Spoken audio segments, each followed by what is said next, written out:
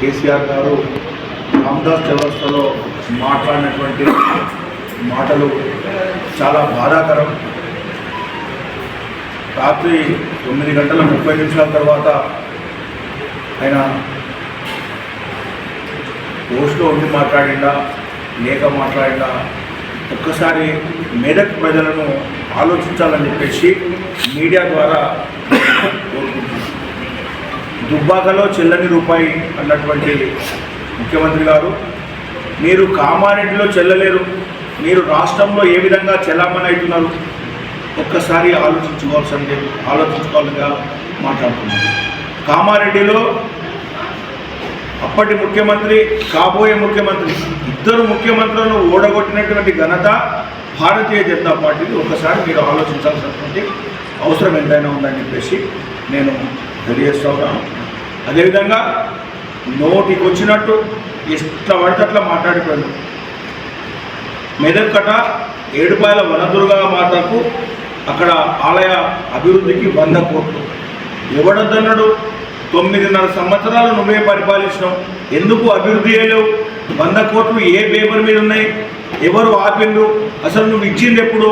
ఒక్కసారి మెదక్ ప్రజలకు చెప్పాల్సినటువంటి అవసరం కేసీఆర్కు ఉందని చెప్పేసి నేను తెలియజేస్తూ ఉన్నాను. అదేవిధంగా మెడికల్ కళాశాల గురించి మాట్లాడాడు. అసలు మెడికల్ కళాశాల మెదక్కు ఎప్పుడు ఇచ్చినావు? ఏ పేపర్ మీద ఉన్నది?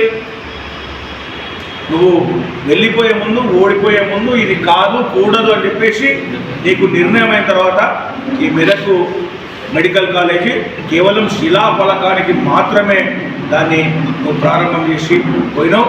ఇప్పుడు నువ్వే అప్పుడు 100 పడకలు కాదు 200 పడకల ఆసుపత్రి, 200 పడకల మెడికల్ కాలేజ్ అలా ప్రారంభమైనవి. అసలు నీకు మెదక్ మీద చిత్తశుద్ధి ఎక్కడ ఉంది?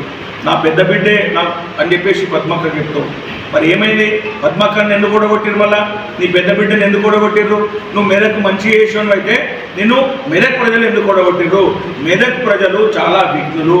మెదక్ పార్లమెంటు పరిధిలో ఉన్నటువంటి 7 నియోజకవర్గాల్లో మెదక్ నియోజకవర్గ ప్రజలు ఒక చారిత్రాత్మకమైనటువంటి నిర్ణయం తీసుకొని నీ పెద్ద కూతురును నిన్ను ఫామ్ హౌస్కు పంపడం జరిగింది. నువ్వు ఒకసారి ఇది గమనించాలని చెప్పేసి మేము ఈ మీడియా ద్వారా జిల్లా కేంద్రం గురించి సోదరుడు సుభాష్ చంద్రబోస్ చెప్పారు. మెదక్ జిల్లా సాధన సమితి పేరిట ఉమ్మడి రాష్ట్రం ఉన్నప్పటి నుంచి కొట్లాడి సాధించుకున్నటువంటి మెదక్ జిల్లా ఇవాళ మెదక్ జిల్లా నువ్వు ఎవరైనా తరలించాలన్నా ఏం చేయాలన్నా ఖబర్దార్ మరొకసారి చెప్తా ఉన్నాం. అటువంటి ఆలోచనలు కాంగ్రెస్ పార్టీకి ఉంటే మరి మానుకోవాలని చెప్పేసి మేము తెలియజేస్తూ ఉన్నాం. ఏమైంది రింగ్ రోడ్డు? మరి గజ్వేల్కు సిద్దిపేటకు ఏ విధంగా ఉంది? మెదక్ మీద నీకు ఎందుకంతా మరి చిన్న చూపు అని చెప్పేసి మేము అడుగుతా ఉన్నాం. కాబట్టి మీరు కూడా రుణమాఫీ గురించి కూడా మాట్లాడారు. మరి రుణమాఫీ మీరు 1,00,000 రూపాయలు రుణమాఫీ చేస్తామన్నారు. మీరు 4 సంవత్సరాల వరకు 1,00,000కు 2 లక్షలు 3 లక్షలు అయినాక మీరు చేసిర్రు. మీ బాటలనే కాంగ్రెస్ వాళ్ళు ఉన్నారు. కాంగ్రెస్ బీఆర్ఎస్ రెండు కూడా అబద్ధాల పార్టీలు, అబద్ధాల పునాదుల మీద, అవినీతి పునాదుల మీద మరి ఉన్నటువంటి పార్టీలు, దొందే పార్టీలు. ఇవి రెండు కూడా అబద్ధాలు, మోసాలు, అక్రమాలు, స్కాములు, స్కీములు, కుటుంబ పరిపాలన, వంశ పారంపర్యం ఆలోచించేటటువంటి పార్టీలు. ఈ పార్టీలకు పక్కన పెట్టేసి రాబోయే 13వ తారీఖు ఏదైతుందో రఘునందన్ రావు గారి యొక్క కమలం గుర్తుకు ఓటేసి గెలిపించడానికి మెదక్ ప్రజలు డిసైడ్ అయ్యారు. ఇవి అన్ని సర్వేలు కూడా తెలియజేస్తూ ఉన్నది. మరి ఈ సర్వేల ఫలితాలు మీరు చూసి మీకు డైజెషన్ కాక ఇష్టం వచ్చినట్టు మాట్లాడుతూ ఉన్నారు. పద్ధతి కాదు. మెదక్ ప్రజలు చాలా విఘ్నులు. ఒక్కసారి కాదు 2 సార్లు గెలిపించారు. గెలిపించినప్పటికీ కూడా మరి నువ్వు చేసినటువంటి మోసాలు, నీ హామీలు, ఏమైంది నీ ఇంటికొక ఉద్యోగం, ఏమైంది నీ దళిత బంధు, ఏమైంది నీ దళిత ముఖ్యమంత్రి? నువ్వా మాట్లాడేది? అసలు నీకు మాట్లాడే అర్హత, మీదకు వచ్చే అర్హత లేదని చెప్పేసి మేము తెలియజేస్తూ ఉన్నాం. ఏమైంది? మొదటిసారి గెలిచినప్పుడే ఇదే పద్మాదేవేందర్ రెడ్డి గారు మంబోజ్పల్లి చౌరస్తాలో NSFను 100 రోజుల్లో తెరిపిస్తామని చెప్పేసి హామీ ఇచ్చినావు, మర్చిపోయినావు, గద్దెనెక్కినావు, మళ్ళొక్కసారి ఎక్కినావు.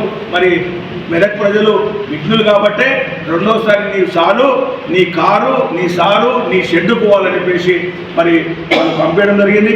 ఇంకా అభ్యర్థులను చూడాలంటున్నారు. రెడ్డి ఒక ఐఏఎస్ ఆఫీసర్గా ఉండి దేశంలో ఏ కలెక్టర్ కూడా ఒక ముఖ్యమంత్రికి కాలు మొక్కనటువంటి మరి వ్యక్తి. మరి ఈయన ఐఏఎస్ ఏ విధంగా అసలు ఆ జాబ్ ఎట్లొచ్చింది ఒకసారి ఆలోచించాల్సినటువంటి అవసరం ఉంది. కలెక్టర్గా ఉండి కాలు మొక్కి కలెక్టర్ పదవికి రాజీనామా చేసి దొడ్డిదారి ఎమ్మెల్సీ టికెట్ తీసుకొని మరి ఇవాళ ఎంపీ నువ్వు సేవ చేయాలనుకుంటే సొంత నిధులతో చెప్తా ఉన్నారు 100 కోట్ల నిధులతో సేవ చేయాలని. 100 కోట్ల నీ సొంత నిధులతో చేయాలనుకుంటే ఒక ట్రస్ట్ పెట్టుకోవాలి, ఒక సేవా కేంద్రం పెట్టుకోవాలి, ఒక స్వచ్ఛంద సంస్థ పెట్టుకోవాలి. స్వచ్ఛంద సంస్థ ద్వారా సొంత నిధులతో చేస్తారు. మరి మనం ప్రభుత్వం ద్వారా చేయించాలంటే రాజకీయంలోకి వస్తారు. రాజకీయంలో వచ్చి ప్రభుత్వం యొక్క నిధులు ప్రజలకు ఏ విధంగా అందాలని చెప్పేసి మరి ప్రజలకు ప్రభుత్వానికి వారధిగా ఉండడానికి ఎమ్మెల్యేలు కానీ ఎంపీలు కానీ ఉంటారు. నువ్వు సొంత నిధులతో చేయాలనుకుంటే నువ్వు ఒక సంస్థ, ఒక ట్రస్టు పెట్టుకొని దాని ద్వారా మరి నువ్వు చేయాల్సినటువంటి అవసరం ఉంది. మరి నీ ఓన్ డబ్బులుంటే నువ్వు రాజకీయాలకు రావాల్సినటువంటి అవసరం లేదు. నువ్వు చేయాలనుకుంటే, నువ్వు అభివృద్ధి చేయాలనుకుంటే ఇన్ని రోజులు ఏం చేసినావు? నిన్ను ఎవరు అద్దన్నారు? హరీష్ రావు ఆపిందా? కేసీఆర్ ఆపిందా? లేదంటే ఇక్కడ మా పద్మకు ఆపిందా? ఎవరు ఆపిండు? ఒక్కసారి చెప్పాల్సినటువంటి అవసరం ఎంతైనా ఉన్నది. మరి చివరిగా మేమేం చెప్తున్నామంటే బీఆర్ఎస్, కాంగ్రెస్ రెండు కూడా కుటుంబ పార్టీలు, రెండు కూడా అవినీతి పునాదుల మీద మరి పుట్టినటువంటి పార్టీలు. కాబట్టి ఈ రెండు పార్టీలకు మరి బుద్ధి చెప్పడానికి మెదకు ప్రజలు డిసైడ్ అయినరు. మరి ఇంకొక మాట అన్నాడు కేసీఆర్ ఏమన్నాడంటే మోడీ ఏం చేసిండు రాష్ట్రానికని అన్నాడు. మోడీ చేసింది నరేంద్ర మోడీ గారు ప్రధానమంత్రి అయిన తర్వాత ఈ రాష్ట్రానికి ఇచ్చినటువంటి నిధులను మరి అంకెలతో సహా ఒక బుక్ ప్రింట్ చేయించేసి రేవంత్ రెడ్డి అడిగితే రేవంత్ రెడ్డికి పోస్ట్ చేయించినాం. రేపొద్దుగాల మరి ఈ ముఖ్యమంత్రి, మాజీ ముఖ్యమంత్రి ఎవరైతే ఉన్నారో మాజీ ముఖ్యమంత్రి కూడా రిజిస్టర్డ్ పోస్టు చేస్తాం. మరి చదువుకోవాల్సినటువంటి అవసరం ఎంతైనా ఉంది. మరి చివరగా మేము చెప్పేది ఏంటంటే ఈ కాంగ్రెస్, బీఆర్ఎస్, కాంగ్రెస్లో గెలిచిన వాళ్ళు బీఆర్ఎస్లో పోతారు, ఇప్పుడు బీఆర్ఎస్లో గెలిచిన వాళ్ళు కాంగ్రెస్లో పోతారు.